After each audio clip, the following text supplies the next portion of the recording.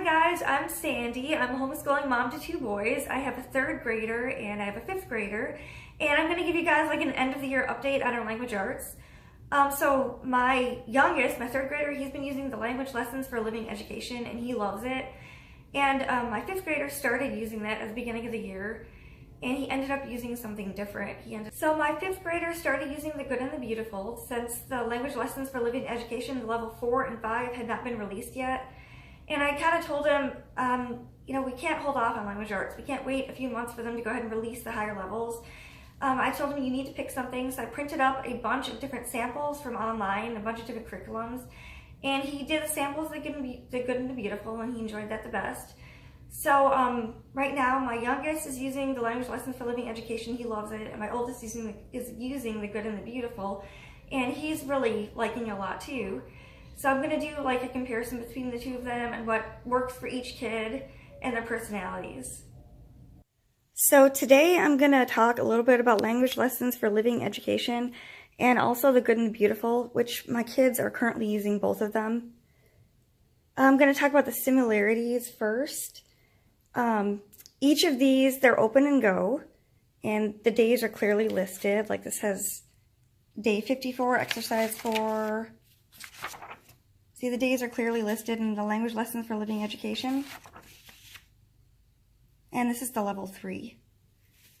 And also, with the good and the beautiful, the days are clearly listed, so they're open and go. You just have to follow what that particular day has you doing. Here's lesson 3. So they're both really, really easy for the parent to follow along and teach. You don't really need to supplement if you don't want to. But you will need to do 20 to 30 minutes of silent reading a day, like your child will need to do an additional 20 to 30 minutes of silent reading every day. Cost is going to be similar on both of them. It's both pretty low. And both of them include reading comprehension, grammar, spelling, vocabulary, picture study, and composition writing. The additional aspects of each curriculum, you've got language lessons for living education. Also kind of like has a Bible study with it. You read directly from the Bible, and the Bible's part of all of your lessons. It's woven into it. I feel like it's a little bit more Christian-based and a little more religious. And the good and the beautiful. It also has geography and art woven into it. So we have geography as part of our history, but this is just a nice addition to the geography that we're already learning in history. And also with the good and the beautiful, we're using level 4 with my son who's in 5th grade. It does have some researching and writing, so I really like how they're adding that into it. So the good and the beautiful does mention God in a really broad way several times, but it's very rarely that you see that mentioned. It's focusing more on good family values and honesty and kindness. So if you're not super religious, you can definitely get away with using this. And so the time it takes my child to complete each lesson, the language lessons for living education, I would say it takes about 15 minutes to complete the book lesson. It's usually just one page front to back. And the good and the beautiful varies. Sometimes it's only 20 minutes to complete the entire day's lessons, and other days it's 45 minutes. So language lessons for living education is less teacher intensive. You don't have to do as much one-on-one. So this would be much better for a bigger family if you have multiple kids. This, you have to do a lot more one-on-one time, which I like with my kids. I've only got 2. So the short length of language lessons for living education turns out to be a really good thing. If your child's struggling in any aspect at all of language arts, then you can easily supplement. Like my son, who's in 3rd grade, he's been struggling with messy handwriting.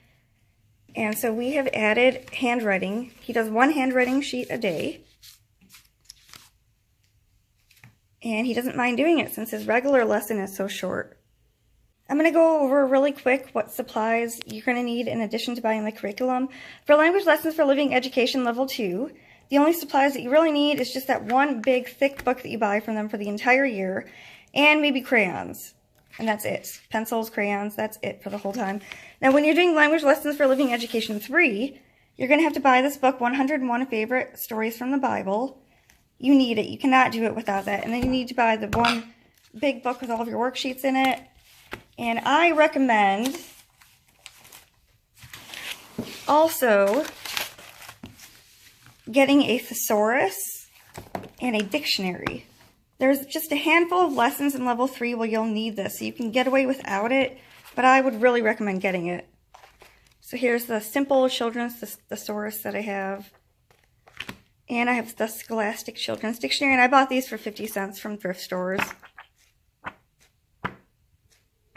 So here's supplies that you need for the Good and the Beautiful level 4. The initial thing that you need is their lesson book, which I printed up myself. You can get it for free on their website, and I printed it up. And then from their website, I ordered the Creative Companion, which is super cheap, and it has really good quality paper with color pictures. And also, I bought oil pastels. I got this set from Michael's for $8. Comes in a handy case. You'll need a kneaded eraser and Q-tips and maybe some tissue paper. You'll need a drawing pad for the art lessons, and you'll need tracing paper. This is just the tracing paper for the geography lessons. And also, as part of the curriculum, they've got readers, and they've got geography cards and grammar cards. And I did not purchase those. I don't feel my children or my son needs those. So I did not get them. And I'm going to show you how I have the Good and the Beautiful level 4 organized to make it streamlined and easier. I have everything in one binder, all of the language arts for my 5th grader. In the first section, I have just the lessons. I have some notebook paper in the very front in case he has to do some creative writing for that lesson. That way I don't have to pull out a separate creative writing notebook. And then after that, I've got his lessons. I can just pull it out, like whichever pages, like if there's 3 pages for the lesson, I can just pull it out for the day. And then for his tracing, so I don't need to pull out the tracing pad every day. If the lesson required tracing, I stuck it in with his lesson. So I went through the whole year, and any lessons that required tracing paper, I just hole punched it and stuck it in. And then the second tab, I have all of their editing directions and sentence diagramming. I had never done sentence diagramming before, so I find this handy. And then the third tab, I have the answer keys. And I will warn you that I went ahead and printed book 1, and then I realized that book 2 answer keys were attached to book 1, and the book 1 answer key was attached to book 2. So just, you know, they're flip-flopped with each other. So my little guy loved the fact that he could learn grammar and language arts with very little writing and very short lessons. But halfway through the year, I kind of noticed that he was struggling still with his handwriting. It was sloppy, and I was like, we've got to do something about this. So I got the Good and the Beautiful handwriting level 2, and he started to do 1 sheet a day, and his handwriting is slowly improving. Just flip through that really quick.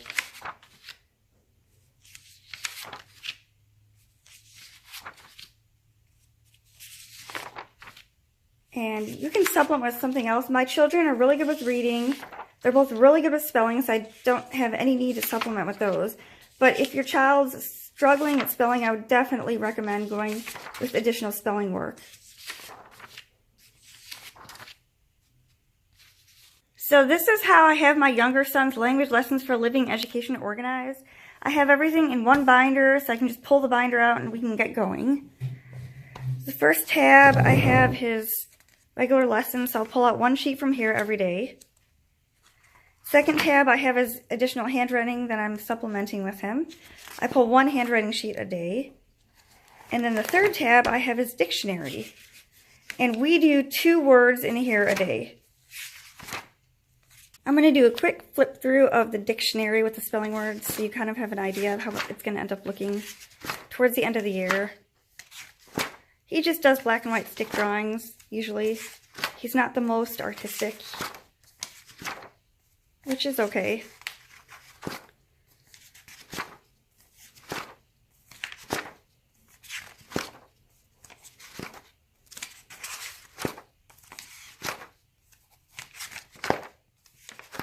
So So the daily lessons for the good and the beautiful change every day, which my son loves. He loves just opening it up and having a new surprise every day. I'm going to flip through some of his completed work so you guys have an idea of the awesome things that they do here.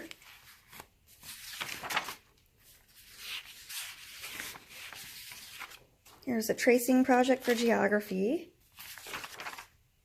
There's some grammar. There's the reading that they have to do as part of their daily work. There's more tracing. Some creative writing. Italy.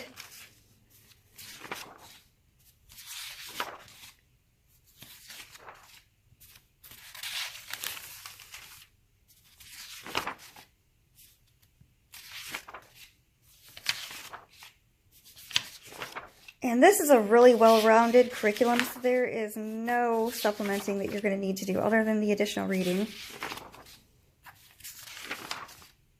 Here's working with his oil pastels.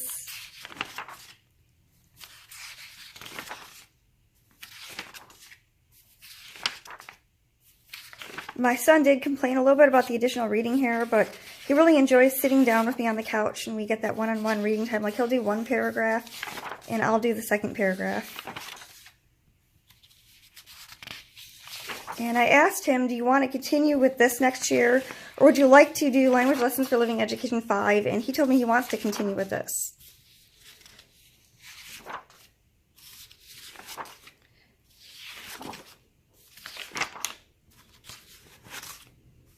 Spelling ribbons.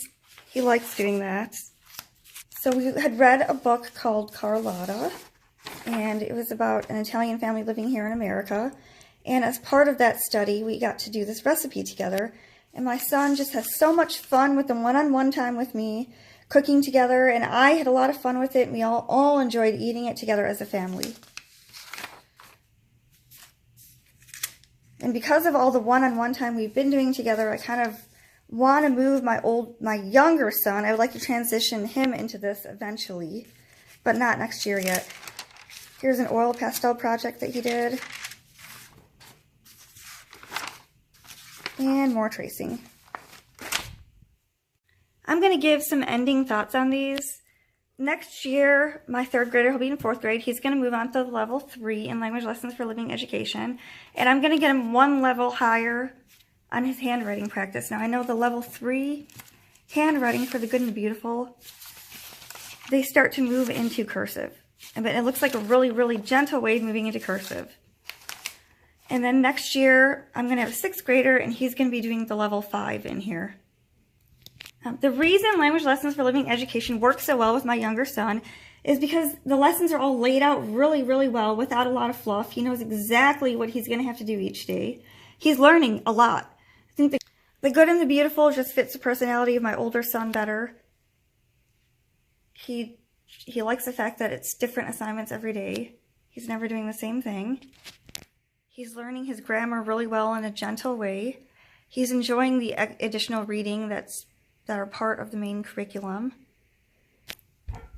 So as far as likes and dislikes, my 3rd grader loves everything about Language Lessons for Living Education. He never ever fights me to do his work. He just sits down and does it. He hasn't complained about anything. When my older son was doing this, the only complaint he had is he didn't really like the copy work. And as far as complaints about the good and the beautiful, I like everything about this. I feel it's very well-rounded. It covers everything well. The only thing that my little guy was complaining about as using this was the additional reading, like the stories that are part of your lesson. I like them. I think it helps with the reading comprehension. And we all, both me and him, enjoy just sitting down, with our cup of hot cocoa on the couch and reading through them together.